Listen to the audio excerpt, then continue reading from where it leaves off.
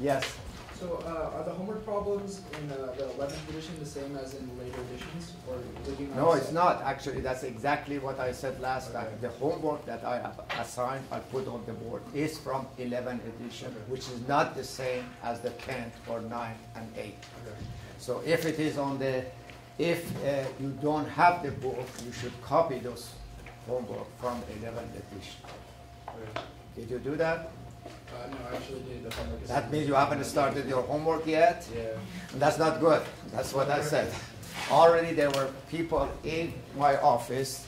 Anyhow, I have I think I printed a few copies. No, that was for the other class. I do not have any extra copy. Yes?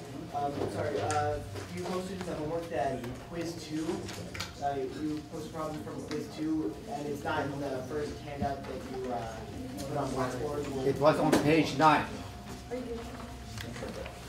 One of the homework is one of the question, or the second question on page 9. There is 2 cylinders there. Do you see that against the wall? That's your homework. I'll put it on the board as well. What? Every Thursday except this week, which was exceptional, so I gave you extra homework.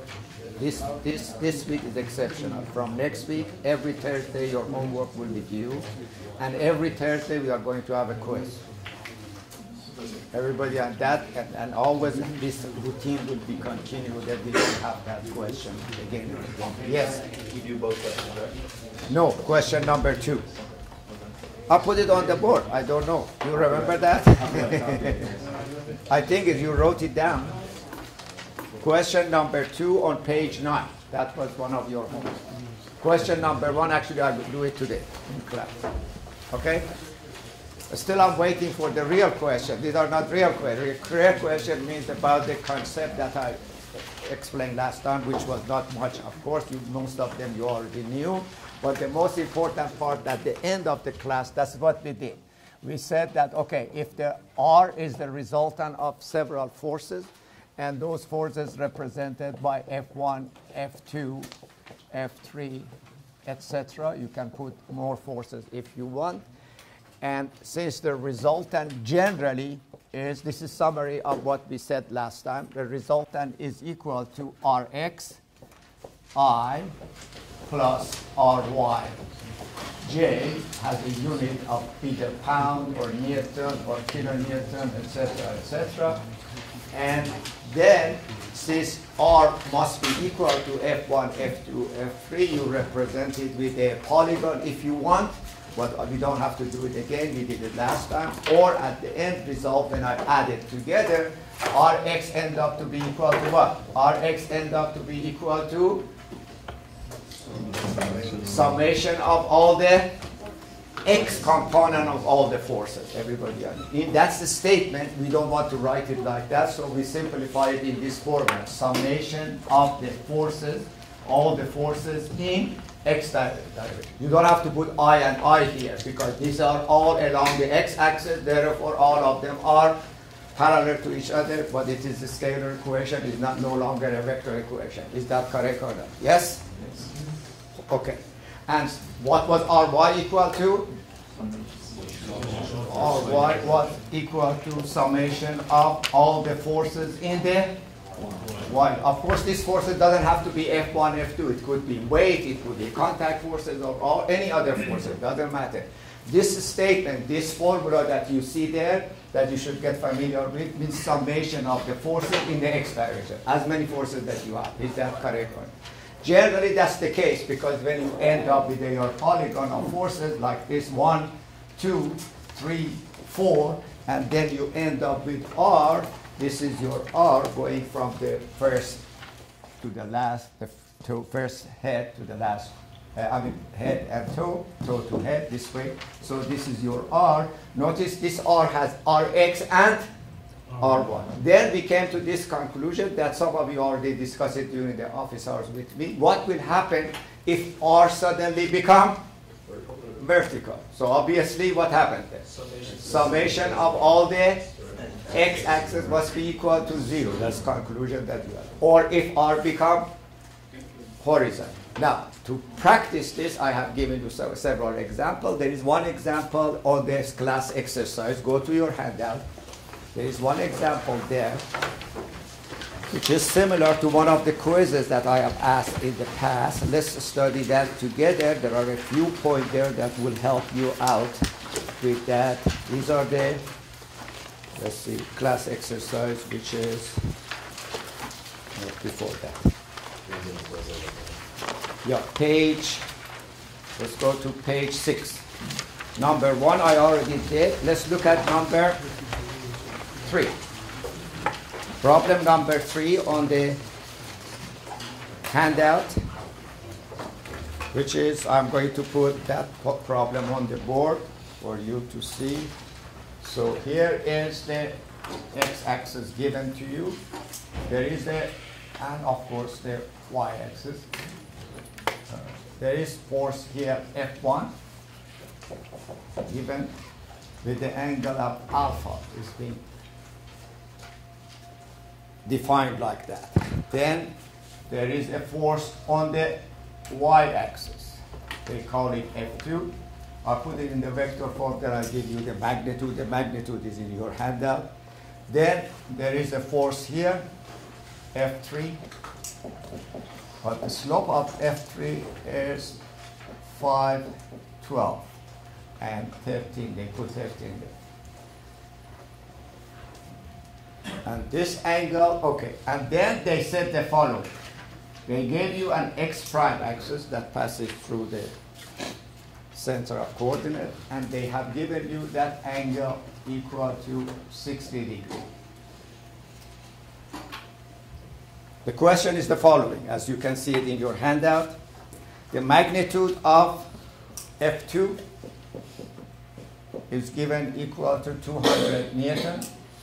The magnitude of F3 with the slope given is equal to 180 Newton. Also, they said that the resultant force, look at the resultant force, very important. The resultant force has a magnitude of 800 Newton. That's the resultant force.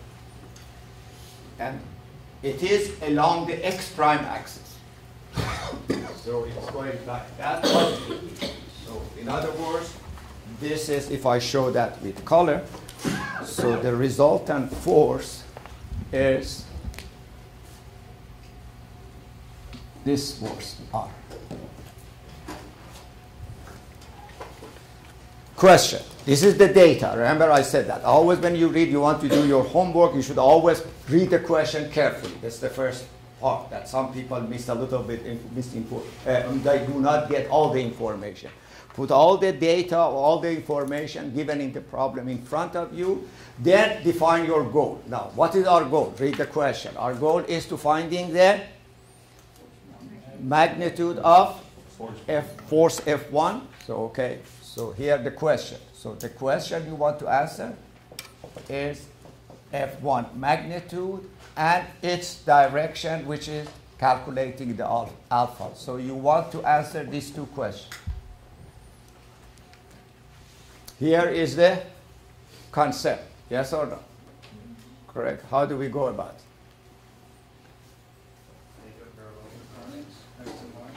Yeah. I can, you see, sometimes this is, I want to tell you, many instructors ask you to write F1, F2, and F3 in component force. I am not going to ask you to do it because it is simple. I'm assuming you already know that. Yes, but after we do that, which we can do it by inspection, it's very simple. The concept that I'm using here, or we already explained, F1 plus F2 plus F3 must be equal to R. So that's the concept we are discussing. R equal to F1 plus F2 plus F3. All right. Rx must be summation of x component of all the forces and Ry. But is R given or not? R is practically given. Is that or not? What is R? So let's write the R. This is reverse of some of your homework that you said. In your homework, many times they give you F1, F2, F3, they calculate as you are. Here I have given you R. I'm asking you to find that the force F1 and its direction. Anyhow, R equal to what? 800 times what? It is 800, magnitude is given. Time cosine of this angle, I can use that angle. This angle is 60 degrees, so this angle from here to here is 30 degrees, so it becomes cosine of 30 degree I. This is the method we discussed, writing the forces in component form, correct? And then it's positive, because it's positive and positive. Then plus 800 sine of cosine of 60 degree or sine of 30 degree J, and we have a unit of Newton. So don't forget that. You can put it in front of each number, or you can put it in front of equation. I put it in front of equation to apply to all the numbers. Is that correct or not? Can we simplify that? Of course we can. So let's go one step further. So 8, that becomes equal to R equal to cosine 30 degree, you put it in your calculator, comes to 693 I plus 400 J Newton. That is your R. Next is writing the other two equations, sigma fx and sigma. In this case, the resultant is neither horizontal nor vertical, therefore it has both components, yes or no? But it can give you two equations for me. If it is two equations and I have two unknown, I should be able to solve it, yes or no? Okay, what are those two equations? Sigma fx. Okay, sigma fx, which is actually equal to Rx, should be equal. Now here is the key we want to do. Now look at this one. This is F1 time what? Time cosine of alpha. Is the alpha is given? No, that's the question we want to answer. F1 is given? No. Both of them is unknown, so let's put it that way. It doesn't matter. So F1, before I do that, since this is the first time, let me write all the forces in the vector form, because this is the first time I want you to show you a few points there, which is very important. First, F1. Before I'm going to now stop here, go back, write all the three forces in vector form. We already wrote the R in vector form. Why not writing F1, F2, and F3 in vector form? I show you a little, this is little algebra here that you should, most of the students when you come to this force, they use the angle. I would rather use the slope. I'll show you. It is very obvious to most of you, but some of you for some reason are not using it, and that takes a few minutes extra work, so let's put it this way. So F1 equal to what? F1 equal to F1 magnitude cosine alpha of I plus F1 sine alpha J Newton. Both unknown. Is that correct or not? F2 is equal to, it is on the y-axis with magnitude of 200, so it would be 0I plus 200 J Newton. Notice on the J and I, you can put that, Newton. Is that correct or not? F3, this is the one I have little concept. How do you calculate F3?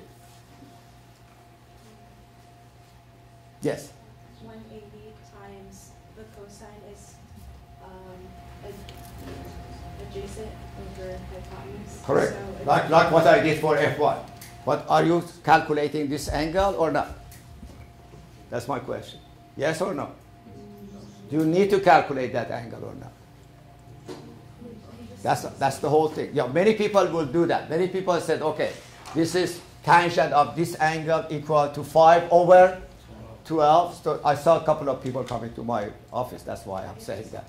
And then they calculate that angle equal to, let's say, 18.3 degree or whatever it is. Is that correct? Then you said F 180 times cosine of 18 degree, which is some extra work. All I'm saying that use this slope. Is this a slope 5, 12, and 13? Yes? Yes or no? Yeah. Okay. So this is the scenario. That is 5, 12, 13 this way. So since our force going in that direction, what is cosine of this angle? Cosine of that angle is 12 over 13. Sine is 5 over 13. So why do I need the angle? That's why I said. Oh, that's what you were saying. So you were saying the same thing. Okay, very good. So in this scenario, anytime, there are many examples in the book that they have given you a slope and you use it as such. You don't need the angle. So exactly what you said, I'm sorry, I didn't hear you. But however, that is exactly like that. 180 times 5 over, x component is 12 over 13i. If that's what you said, that's exactly what I want everybody to do that. Is that correct? Without calculating the alpha. 2 people came to my office, or 3 people, all of them were calculating the alpha, or that angle, whatever that is. It is not necessary. You do it, it is nothing wrong with it, but it's not necessary. You better use the slope. Many times in the book, many examples, they have slope. Even if it is not round, you can still calculate the length and use it the same way. Correct? X, Y, and in the direction. But anyhow, so, and the other one will be 185 over 13 of J Newton, which can be simplified into as following. Oh, by the way, X in this one, X is negative, Y is positive, so you need to put a minus there, minus plus, and therefore F3 become equal to, I write it here because it's easier, become minus 166I and plus 69.2 J. I'm using 3-digit Newton. So I have all my forces and I have my resultant, and all the X component together must be equal to how much? 693. All the Y component must be equal to 400. That gives me 2 equations for 2 unknown. Let's write it, those 2 equations down. The first equation is, that's what I was doing here. So let's redo that again. So start all over. Maybe write it somewhere. I don't need this part, so let's erase that part. So summation of forces in the x direction, which represent the Rx, must be equal to, from first equation, I get F1 cosine of alpha. From the second equation, I get nothing, 0. I rather you to put the 0 there, not to miss anything, because you know you have 3 forces. From the third one, you get minus 166. And those all together must be equal to 693 Newton. Can I solve for F1 and alpha? No, I can't. Is that correct? Because 1 equation, 2 unknown. Then you write sigma Fy. So sigma Fy equal to Ry. This time become F1 times sine of alpha, because this is what we have there, plus 200 from second equation, plus 69.2 from third equation, and all of them together must be equal to 400 again Newton. However, this is 2 equations for 2 unknown. Now, when I gave this problem as a quiz, many people got to this point easily, but they had a little bit trouble solving this 2 equations for 2 unknown, because there is sine and cosine F1 involved. Is that correct or not? But of course, that should not be any difficulty for you guys. So therefore, all you have to do, put all the numbers on one side. So from equation 1, so that's what we get. From the first equation, we get F1 cosine alpha equal to F1 cosine alpha become equal to 859 Newton, summing up this plus 166, 693 plus 166. From second equation, you get F1 sine alpha equal to 400 minus that, or whatever that is, which become 130.8 Newton, or 131. Now, solving that is very easy. You can square this, everybody, and then add it together, because sine square and plus cosine square become equal to 1. Or you can divide. Is that correct? You can divide to get the tangent, because F1 will be eliminated. Let's divide equation 2 by 1, which ends up to be F1 sine alpha over F1 cosine alpha equal to 130.8 divided by 859 Newton over Newton. And as you see, F1 and F1 drops out, that's tangent alpha, and you calculate alpha to be equal to 8.7 degrees. So alpha is 8.7 degrees. So if in the book or in the handout it says calculate that angle, so obviously that angle, if I call that angle theta, that angle theta is 30 minus 8.7. So that's one of the questions they asked there too. And then finally, I have to find the resultant of F1, I mean the magnitude of F1, the magnitude of, I plug alpha to one of this equation or the other. That's obvious to you how to solve it. Is that correct or not? So this is, if you look at your all the quizzes, you see one of the quizzes is exactly the same one. Look at all the sample quizzes that I have given you. There is one quiz exactly like that. So you can check it. The first three, yeah, go there.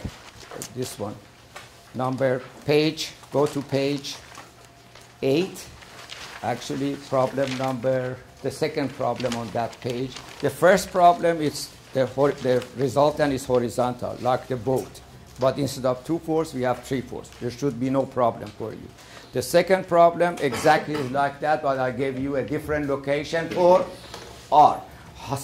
In some of your homework, the R sometimes is horizontal, some is vertical, and sometimes it's not. So that's all your first set of homework. We are done with this part. If it's not no more question there, let's move on to the next part, which is the equilibrium of particles. Yes? So everybody okay so far? Because this was simple enough, so let's move on. Now, the equilibrium of particles is if we understood what's going on here, actually we already know the answer. Okay, what's the difference? We'll explain that, we'll explain it in a minute.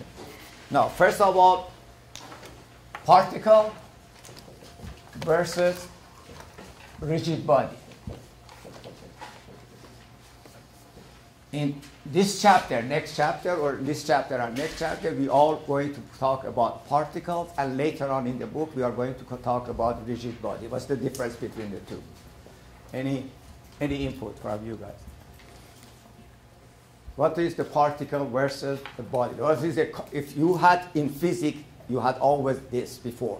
When you're talking about the car has a length, it has a width, it has an engine somewhere, passenger somewhere, load somewhere, engine load somewhere, and you appreciate that the weight or the forces on the wheel will be different. Is that or an axle? Yes or no?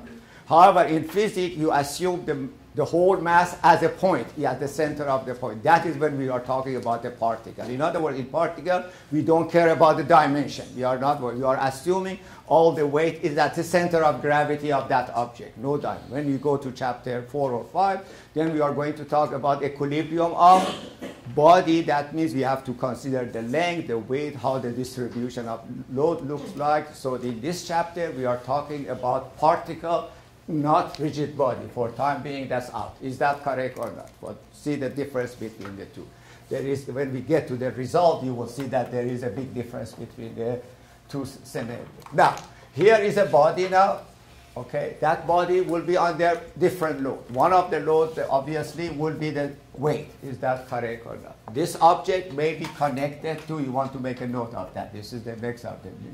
May be connected to a sort of a cable, and that cable is pulling it with a force F1, or another rope here pulling it with tension T. It could be the object may be in contact with some other object, so you may have here a contact force N. And also there could be a spring somewhere and you are pulling it or you are pushing it. You may have a force of a spring like that, Fs. And therefore, what I'm saying that there is the object under several forces. All those forces you will recognize. You have studied that in physics or in the math classes, so you know where they're coming from. Is that correct or not? But the point is this.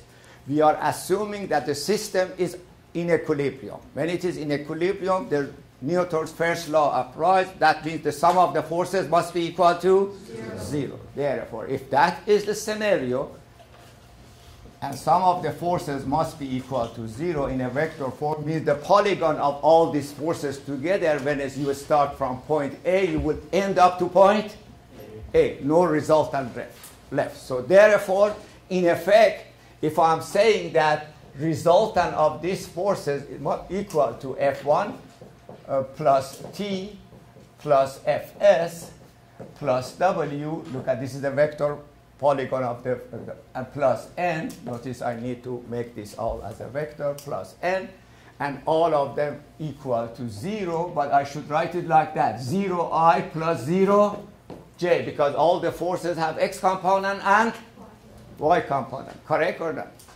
But if R equal to 0, notice in this problem, I purposely did it this way. In this problem, R has both X component and their X component is 0, Y component is 0, therefore what? Therefore, both these two equations must be equal to 0. So that is what we call it equilibrium equation.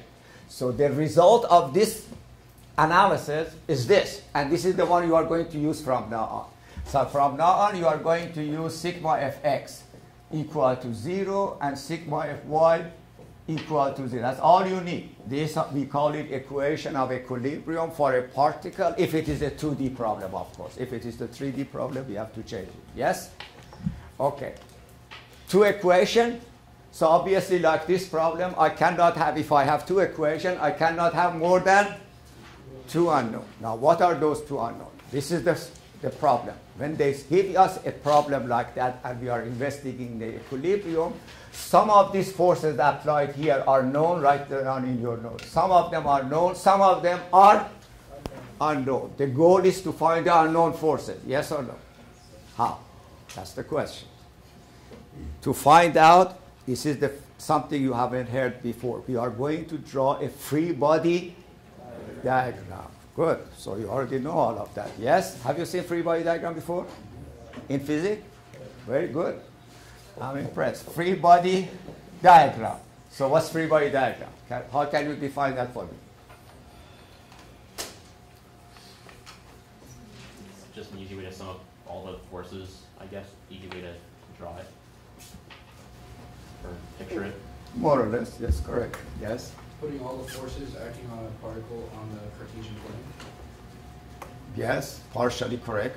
But before we go, that is very important that we know. So I would like all of you to write this statement down. This is not in the book. You want to write it, and this is the meaning of free body diagram that I'm going to make a reference to it again and again.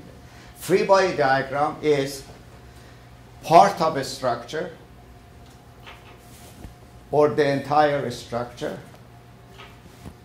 or part of a structure or entire structure, disconnected from all its connection to other bodies, disconnected from all its connection to other bodies, and those connections being replaced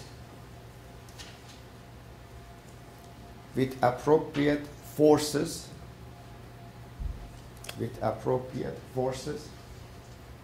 in parentheses put moment and moment. Now here in particle we have no moment, we don't know yet what moment is, so we are not worried. This is for chapter 4 or 5 when we get to the equilibrium of body, which moment comes into the picture. For time being, all you have to say is that the free body diagram is part of a structure or entire structure disconnected from all its connection, and those connections being replaced with appropriate forces. Moment is out for time being. When we get to chapter 5, I will talk about that moment later on. Everybody understood that? Yes? Okay. Saying that, it's very easy. You already know what free body diagram. I got a partial definition, all of them correct, but probably not complete. Everybody, I made it complete for you. Now let's go to that problem in the next page. You see that spring system, and I'm going to draw it on the board, and let's understand. This is so simple, but everybody knows the answer. However, I want to show you what the free body diagram is and how you should be applying that free body, which is the essential part of your work from now on. Free body diagram is one of the most important part of any analysis you do. Not in this class, in future classes, in the strength of material, in the other classes, whatever design courses you do. The first order of the work is to draw a free body diagram to find all the forces applied to the structure. Obviously, the first goal is to find the unknown forces. Yes, sir? Because some are known, some are unknown. Okay, let's go to that problem. I erased the board. The concept is here. Maybe we should keep it there. So C goes to the free body diagram of this structure. And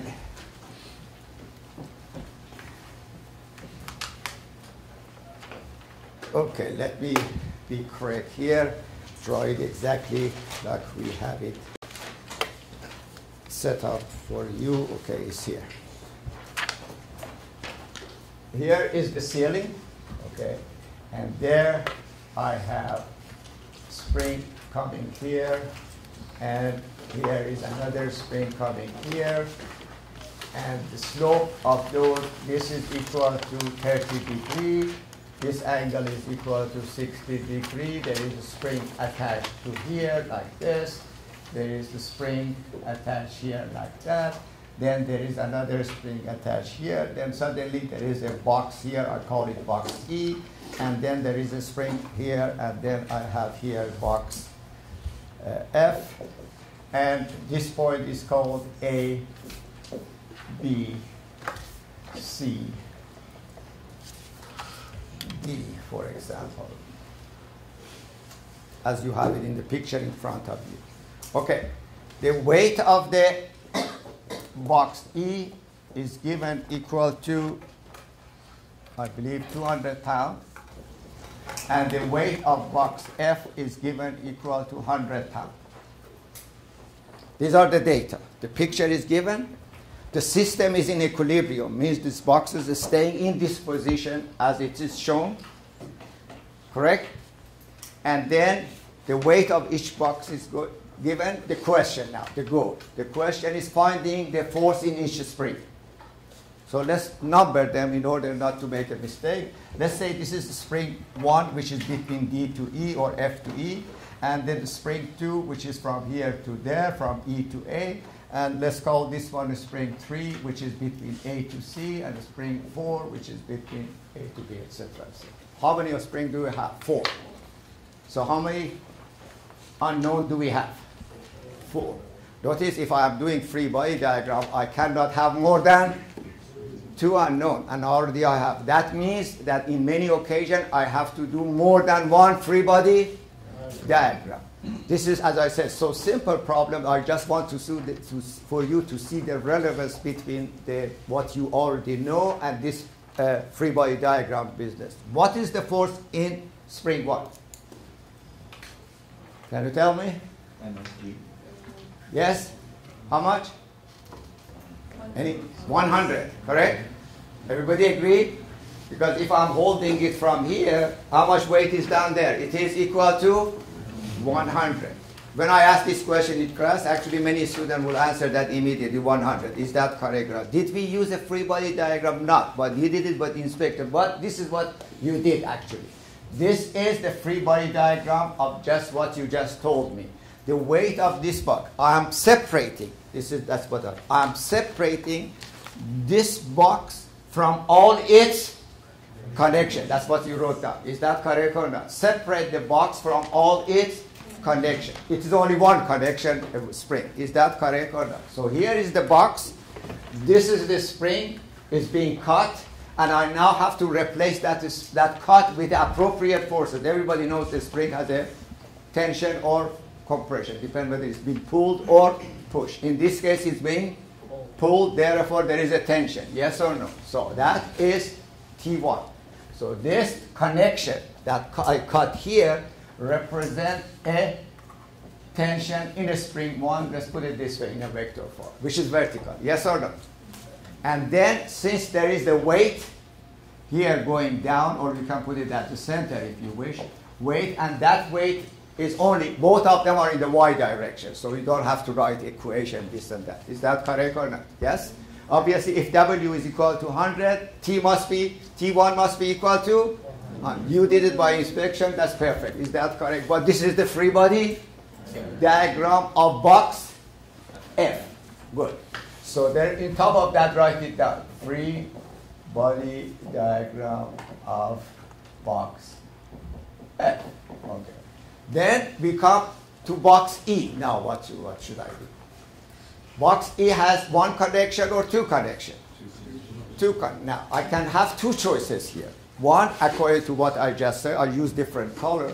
I can separate this from all its connection. But there is a spring on the bottom, there is a spring on top. Okay, what's the free body diagram? This one I use, okay. So here I put it in red, T1 magnitude equal to 100 pounds. Now we go to the free body diagram of box E. Okay. The box E itself has a weight of 200 pounds. There was a connection here. There is a connection. You are getting the point. I don't have to tell you what. What is this one represent? What is this cut? This cut represents tension in the spring 2. Okay, I have to put here tension T2. Let's put it in magnitude this time because they are all vertical, so I don't have to use the vector. Is that correct or not? Yes? But what is the pull on the other side? T1. Should I put it upward or downward? Notice this T1 is upward. This T1 should be down. Very good. So no problem there. Oops. So because I put magnitude, let's do it. Now, what's the value of T2? I don't have to tell you. T2 must be equal to T1 plus 200. So T2 must be equal to 300. Nevertheless, you could do both of them with inspection without going through free body diagram. What I just showed you, what you wrote down, is applicable to this simple problem as well. Yes? Now that we go to the upper part, now what should I do? Separate what? I'm asking you the question. How do I calculate? Now I find the tension in the spring 1. I found the tension by spring 2 by drawing two free body diagram. Now I want tension in the spring 3 and 4. What should I do? That's my point. Of tension? No, that's not the case. That's not the right statement. I know what it is behind your statement, but I want you to say it correctly. I need to draw the free body diagram of what? Particle. Yes, which particle? Ring A, that's right. That's what I want to hear. The ring A, all the tension are at the ring. It's not on the ceiling. It's not. I want you to notice something that the student, eventually some of you make a mistake here. Notice the tension at both sides of this spring depend on what side it is there. It is equal and opposite, and they are in different direction. Everybody understand that. I'm going to give you an example, which I want you to use it in some of your homework in future. Let's assume this. You have there, because people make a mistake in free body diagram. Let's assume that there is a hook on that corner of that corner, and there is a hook in that corner, and we have a cable connecting these two hooks together. When the cable is loose, there is no tension in the cable. Yes? If it is, let's say, this distance from there, that corner to that corner, let's say it is 75 feet. Is that correct or not? So if I get exactly a cable of 75 feet and connect from there to there, what's the tension in the cable? Nothing.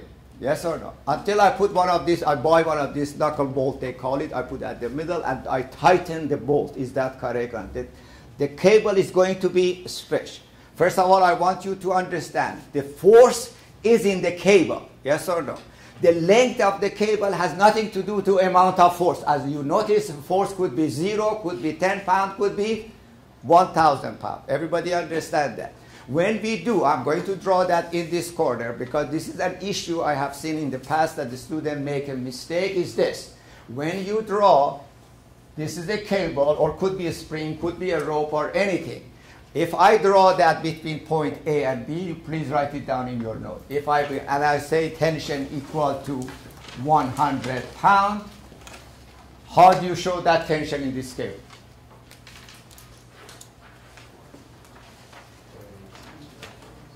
See, some of you say that, some of you saying this way, some of you saying that way. That's exactly my point. Depends where you cut it. You see, if you make it at cut here, there is a force going this way, but that's not what usually we do. We usually cut it around ring A or ring B, not what it happened. If I cut it here and cut it here, actually this is not one free body diagram. It is 3 free body diagram. Free body diagram of ring A.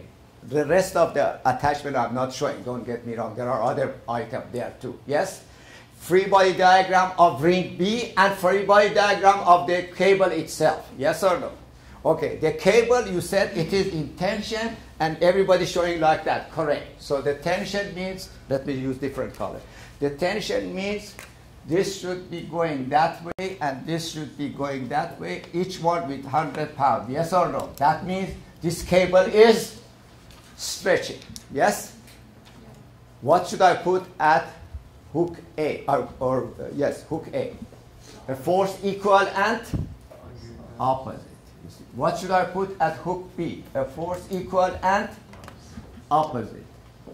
So from now on, in many of your homework, you don't care about this part because you know the cable is under tension. Yes or no? You want the forces on the end of the cable on the other side. Yes or no? Which is hook A and hook B. That's what I'm stressing the point. Therefore, look, don't get surprised. You see that these two forces are, you just told me, equal and, oh, that's exactly what we are doing here. Remember, on this one, the tension is going upward at this end of the cable. And the other end of the cable, which was here, we are going down because these are the two ends of the cable. Is that correct or not? So if you understand that, please apply that. And when these two are going in this format, obviously the cable is going to be in tension. If this is changing the direction, the cable must be, which is not the cable, actually it should be some wood or some steel, would be, or a spring, it should be in compression. Yes, sir. But we get to that when we get to the chapter 4 or 5. So for time being, remember that. This is the free body diagram of hook A, free body diagram of hook B. Tension and compression will come in future, so don't worry about this. So now, where were we? So we were here at this point, and this is what I said. I need the free body diagram. Look where I'm cutting it. I'm not cutting it here and here and here. I'm cutting an epsilon around the ring A because I want forces in, remember, force at C is going down way. Force at B is going down, but forces at A is going upward. Is that correct or not? That was my point here, so I'm sure that you all understood. So therefore, let's go here. We don't need this idea any longer. So when we go to point A, this is what you see. Okay, point A, we already have a cut. There are 3 cuts here. You see free body diagram. 1 cut, 1 cut, 1 cut, 3 cut. The lower cut is going down this way, and the value of that one was already we calculated to be equal to 300 pounds. Okay, and then what's the angle here? So now my worry is this. I have seen this happen in the past though. When the student draw the free body diagram, they take this picture, they put a force from here to there. Everybody understand? Which has nothing to do with the length of the spring. It has nothing to do with that. This is the action of the spring on link A, which is the force. This is actually the length, everybody. And the length could be in inch, foot, meter, millimeter, whatever. The force is different. So you show the direction of a spring. This is what I'm saying there. And then you will show there, this is unknown. I put it in color. So you put here, and we better call that tension force. We just call it tension force in magnitude.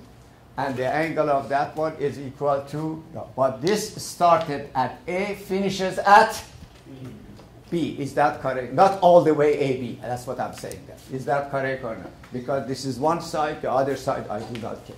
The same format, we are going to use the other direction, which is this one. And then we use the force there, which is tension 3. And of course, to complete our free body diagram, we should put our axis there, which is like that, x-axis, y-axis, whatever you want. We need only x-axis. And this angle equal to 30 degrees, and that angle equal to 60 degrees. How many unknown do I have? Can I solve it? Yes or no? Okay, we did it already in the previous example, right? Again, what is the idea here? Since this is in equilibrium, T3 plus T4 in vector form, you don't need to repeat that, but we already know T3 plus T4 plus this one, whatever that was, what you call it for a T2 in vector form equal to 0. But that's not the point. The point is summation of the forces along x direction must be equal to 0. Summation of the forces in the y direction must be equal to 0. The same technique you were using here, because this was so simple. There was no x component, they had your y component. That's what we use here. Here we have to use both of them together simultaneously. Yes or no? Now in this type of problem, I do not require you to write a T3 and T4 and this one in vector form. It's not necessary because we already practiced that in earlier homework and we don't need it. All you have to do, apply the principle of equilibrium, which I just mentioned, it's sigma fx equal to 0 and sigma fy equal. The writing the formula itself, the forces itself in vector form is not required in my classes. Although in the lab, some of your instructor may ask you to do so. So don't be surprised if they insist you to use all the forces. I'm assuming you already know how to write the forces in a vector form. Everybody understand that? That is the first few lines of homework that I gave. When we get to the equilibrium, we go down to the concept that I presented to you. This is the concept. The result of this concept is two equations. Sigma fx equal to 0 and sigma fy equal. Okay, what's sigma fx? What's sigma fx equal to 0? This one gives me T3 times cosine of 60 degree minus T3 cosine of 60 degree, negative because it's negative. This one gives me T4 times cosine of 30 degree. That's right. T4 times cosine of 30 degree equal to 0. Yes or no? Now, if I were you, I immediately put the number down there, because cosine of 60 degree is equal to sine of 30 degree equal to 1/2, 0.5. And this is 0.866. You put that in from your calculator. So this is what you get. You get 0.866 T4 from here equal to 0.500 T3. Or in other words, you are establishing a relationship between T3 and T4 in the first equation. I simplify for you this one. Effectively, T3 become equal to 1.732. I go to 4 digits. T4, actually 3 digits should be sufficient, but I went 1 extra digit. That doesn't hurt. As I said, we need minimum of 3 digits for our calculation. Is that correct or not? Then you write so your sigma f1. In sigma fy equal to 0, now what do we have? We have from here, we have T3 sine of 60 degree positive because it is going vertically positive. This one gives also positive, so plus T4 sine of 30 degree positive, and then minus 300 equal to 0, exactly the way the equation. Sum of the y component of all the forces should be equal to 0, correct? Now, this effectively becomes everybody can do that, but I've just did it partially for you. That means 2 equations for 2 unknown. You should be able to solve it. Okay, you put that number here, you resolve this issue. Anyhow, the answer becomes, T4 become equal to 150 pounds, and T3 become equal to 260 pounds. The answer for this problem, which shows you the idea behind the equilibrium of particle. So all the rest of your homework are equilibrium of particle in different format. Now let's practice that. This was the idea. Let's go to one of the quizzes or a couple of quizzes that I gave you in the past. Go to the next page of your handout. Let's do problem number 2. Quizzes, sample quizzes. There we are. Page 11. Page 11. No, that's it. That's the end. There is nothing there. You want to ask any question? Go ahead. Yes. You could solve that last problem using triangle rule or method too, right? Yes, you can. Okay. But So will you say whether or not you want one method or another? doesn't make any difference. Okay. But quite frankly, if I were you, I always from now on, except the 3 problems that you use the triangle rule and side rule, because from now on, always use component. Okay. Because many times, this is the simple problem, many times it's more than 2 forces. If it is more than 2 forces, you have 3, 4 forces you want to add up, it's not going to be a triangle, yes? Yeah. So it's not going to work, so might as well work. Yes, but your answer to your question, obviously, yes. And it's unfortunately in the book, in the solution manual, they use a lot of triangle. I'm not against it, I just rather use the compound, because we have to use it for 4, 4, 5, 4, 6, 4, and usually the structure have more than 2 forces, you know that. This building has 2,000 forces at that right. So when we get to the real part, a real problem, it's not that simple. So we are using the general. So use as much as you can. From problem, the first line of your homework, use the sine rule and cosine rule. For all the equilibrium, try to use the compound. If you can, but both methods give you the right answer, yes. But if I already did that problem and I already solved it and got the same answer for the forces, is that, using triangle method, is that okay to keep it like that? Yeah, sure. Okay. I said it's okay. I said nothing wrong with it. Okay. I said I prefer you to do it that way, just to get into habit of doing it with compound.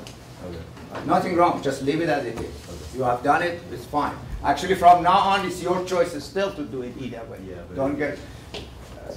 Use it. Whatever is simpler for you. Yes, question. When you do that, I think you have a question. All right.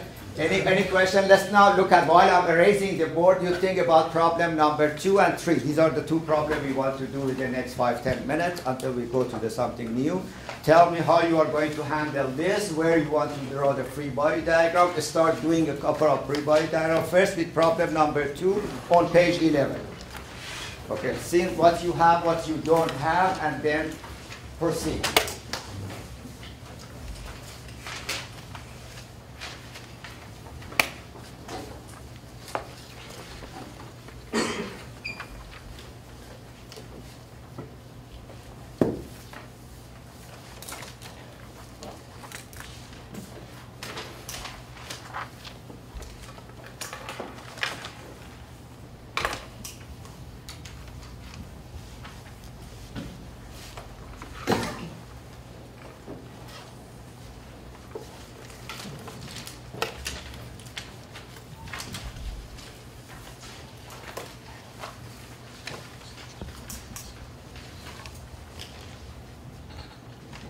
Okay, I'm going to draw it here while you are working on that one. So I'm going to show you what happened. And afterwards, you keep working on your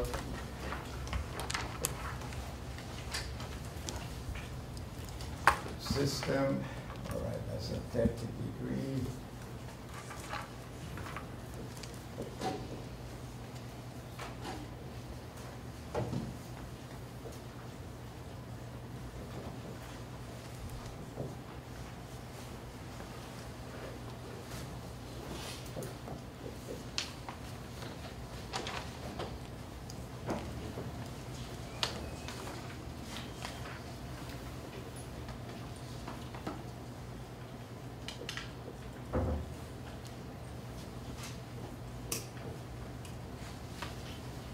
This is the statement of the problem in your handout. This is problem number 2, one of my old quizzes. Okay, let's look. The picture looks something like that, but let's see what is given, what is not. Is the weight of the lamp is given or not? Yes. Yes. Okay. How much is it? The weight is not given. The mass. Okay. Mass of the lamp. This is the lamp there. And that is given equal to 4 kilograms. The idea is to finding the tension in each rope or cable. Yes or no? Yes. All right. Where should I start? Now, notice immediately from what I did, you recognize here there is a tension in this cable, Again, whether you're looking at B or A or B or C, the tension are in different direction. We don't need all of them. We are concentrating on the free body diagram of B or C. Yes or no? Right. Which one should I start first? B or C? B, of course, obviously, because F is the goal that we have. That's the goal. The question is find the value of F and also find the tension in each cable. So if F is not given, this tension is unknown, this tension is unknown. In this free body diagram, I'm going to have 3 unknown. In this free body diagram, I'm going to have only, which is very similar to what I see that. I did that for class. I gave you this quiz. Is there any difficulty to do that? Should it be any difficulty to do that? So from now on, what I'm saying that now we are in various stage of the static. It's very simple problem. All of you are familiar with it. When we get to more complex problem, it's the same procedure. So if you pay attention to the detail of the sub-concept that I present to you at the beginning of the lecture, then all the problem will look all the same. Look, when I did this one should be very simple for you, yes or no? So you have already idea how to do it. Is that correct or not? So therefore, you draw free body diagram of B first, yes? Yes. So you draw this and little circle there. Don't forget that little circle. Everybody should do that. Put in your note and put it in your handout or wherever you want to draw it. To recognize where the disconnections are. Remember I said disconnect a body. Now we are disconnecting the ring B from the rest of the body according to what you wrote. How many connections do you have? 1, 2, and 3, and every one of them should be represented for time being only because it's a rope. Rope represents the tension. That's it, nothing else. In future, if this is a piece of metal, maybe we have more stuff in that. Is that correct or not? So that's the same principle. We are going to apply it then. But here, for this one, it's very simple. So here is the ring B. Is that correct? So write in your note free body diagram of B. That should be sufficient. And then you put a W. Of course, before we do that, first we have to calculate W. So let's we do it later on. So that's W of the left in a vector form. And then we have here, this is the same problem. As you see, this is exactly the same problem as we did before, except I would like to call this tension BA. Why BA? Because I want to show you by using this subscript, I'm giving you the direction. Start at B, goes toward A. The other tension at A actually will be starting from A going to B, and that's to tell you what to do. Is that correct or not? Anyhow, so but the angle here is 60 degrees, and therefore this one, which is TB, oops, wrong. I should put that. I have to look at my free body diagram. This is not going that way. It is going downward at the angle of 30 degrees. So this is, we go like that. That is TBC, and that angle is 30 degrees. Right? Now, I didn't use it here because I should have. Usually when you draw the free body diagram, put all the known forces in one color, the unknown forces in different colors to just show me or show yourself which is known, which forces are known, which forces are not unknown. I didn't do it here, sorry for that, but let's make it a double color as you know. So these two forces are unknown, and the black one is already known because it was given. Anyhow, making the story short, as you see, it is very simple. So therefore, first you calculate the W again. The W of the lamp is equal to 4 kilograms times 9.81, 3-digit. Don't use 9.8, 9.81. And that becomes 39.2 Newton. So that's the weight of the lamp to be 39.2 Newton. Then the question is, what is the cable? Again, I have to write two equations and two unknown. Okay, the two equations, I write it here. There is enough room. Again, this is exactly the same problem. No difference between this one and the one I did in the spring. So you write TBA magnitude times cosine 60 degree, and it is negative, yes or no, right? X component. And X component of this one, which is positive, plus TBC cosine of 30 degree equal to 0, summation of X component. Correct? Then summation of Y component, and we get plus TBA sine of 60 degree, because Y component here is positive. The other two are negative, minus TBC sine of 30 degree minus 39.2 equal to 0. Again, two equations for two unknown. Can you solve it? Of course you can. So I'm not going to bother you with that part. And then we end up with the following scenario. TBC becomes equal to 39.2 Newton by accident, and TBA becomes equal to 67.9 Newton. This is step one, which was the free body diagram of the B. I better put B here that will complete your free body diagram. Now next, move on to the other one and do the same thing there. It's actually, that one is very simple. Let's do it. This is, write it down in your note, free body diagram of ring. The other ring is ring C, ring C. And then this is force F, vertical, and I don't have the direction of that. This force we already have calculated. Now look what I did. This side, the force going this way. This side, the force going upward, correct? With the same magnitude, correct? Therefore, if I want to put, this is C going toward B, so TBC, but the magnitude already was calculated to be equal to 39.42 Newton. Is that correct or not? Yes? All right. And the angle is 30 degrees. And then I have this force here, which is an angle of 30 degrees, but that force is tension in cable CD. Yes or no? Yes, you can put it in magnitude this time. Let's put all in magnitude. You can use all magnitude or all vector, so you have to be consistent. Yes or no? Do I need to solve this problem, or do you know the answer? What's the TCD should be equal to without even doing any calculation? Any answer? I don't hear you. Yes, 39.2, obviously. Why?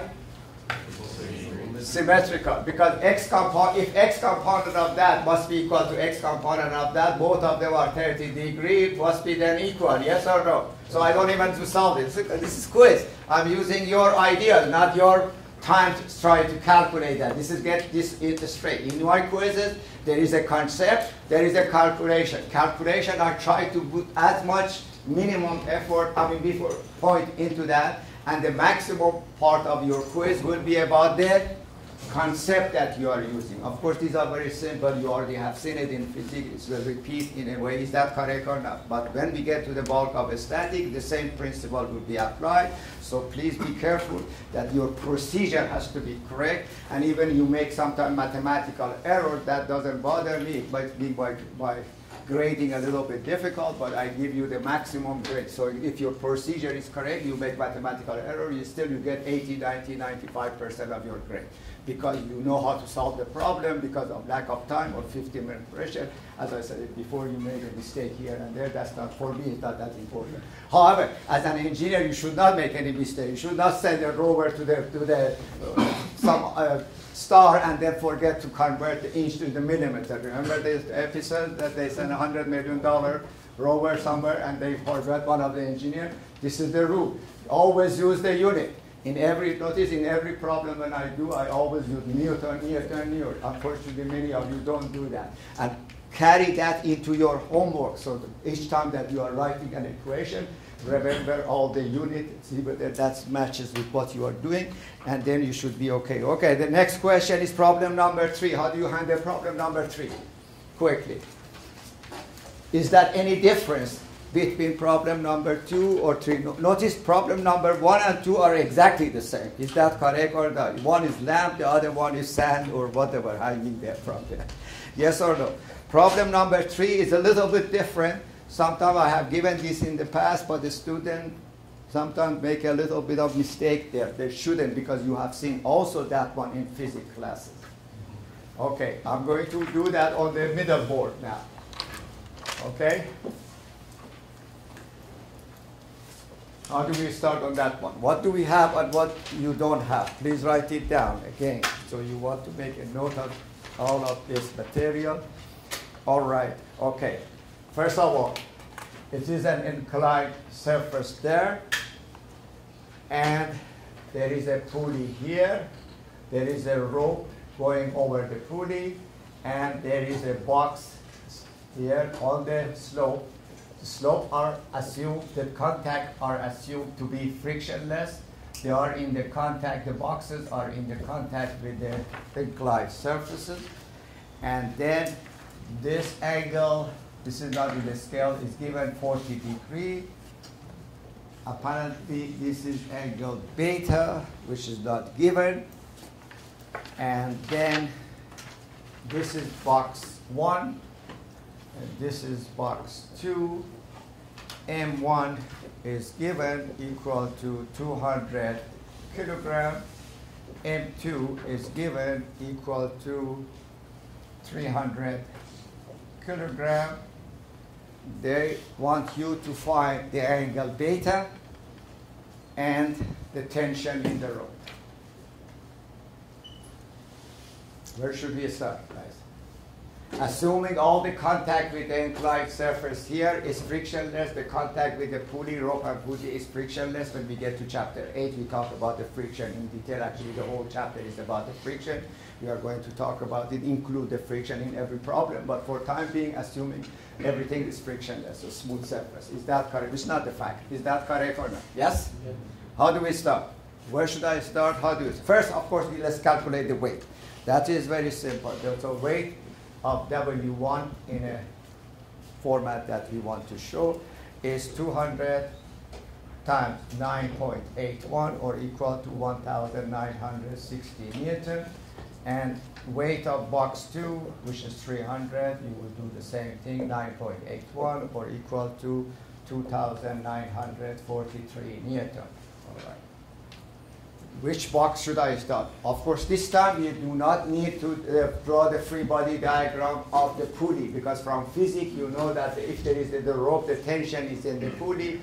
If this side and that side, both tension will stay the same if there is no friction. Is that correct? So this is no use to draw the free body diagram of the pulley. We have to use the free body diagram of the box. Okay. So which one should I start first? Obviously, I should start here, because this one 40 degrees is given, this one, which makes it very similar to the previous problem. Yes or no? So if on one class I give you the other quiz, probably the second class I give you this quiz, they never think they are the same, but actually they are the same. Everybody understands, because I'm using the same concept, right? All right, so box. How do we do that? Okay, let's put the box there. Okay, this box is attached. There is a connection here, yes or no? Correct, as I said it. We are separating the box from all its connection. So this time, let's put all the unknown in color. So we have here a tension in the cable. I'm showing in the magnitude. Yes or no? Yes? Okay, what else? There is a weight. So this is a particle. Remember, although it is a box, I'm showing a box, but all the forces go concurrent to the point of center of gravity of the box. Yes or no? Which is at the middle, hopefully. Is that correct or not? I mean, if it's been material are all the same, distributed everywhere the same. So therefore, we have here the weight of W, and the weight of W is how much? The weight of W hanging there is 1,962. What else should I have there? Contact force. Contact force, yes or no? Which is normal. Which is normal to what? No, because I have seen a few people make a mistake. Sometimes don't make the this mistake that the normal means vertical. That's not what we mean. Normal, all of you are familiar. It is normal to the direction of the surface. Is that correct? That's why it's perpendicular to that surface. So wherever that surface is, so I need to use the blue color because that's no friction. So this is n. So magnitude of n is unknown, magnitude of 2 is unknown, and what are the angles? Let's see that. This angle here is 40 degrees. Yes? Now, again, this is the same problem. Look exactly more or less the same. It has 2 unknown and 1 known forces. As you said, you can use the triangle if you want, or you use the component. Yes or no? What's the best way to do this? Actually, the best way, the reason I'm doing this problem is this, because to show you all the little trick here, there which you have seen it in the past, by the way. Here, I can choose the x, y axis as usual, yes or no? But that's not necessary. I can change my x, y axis. For this problem, isn't that better to use x and y parallel to the slope or perpendicular to the slope? So let's do that.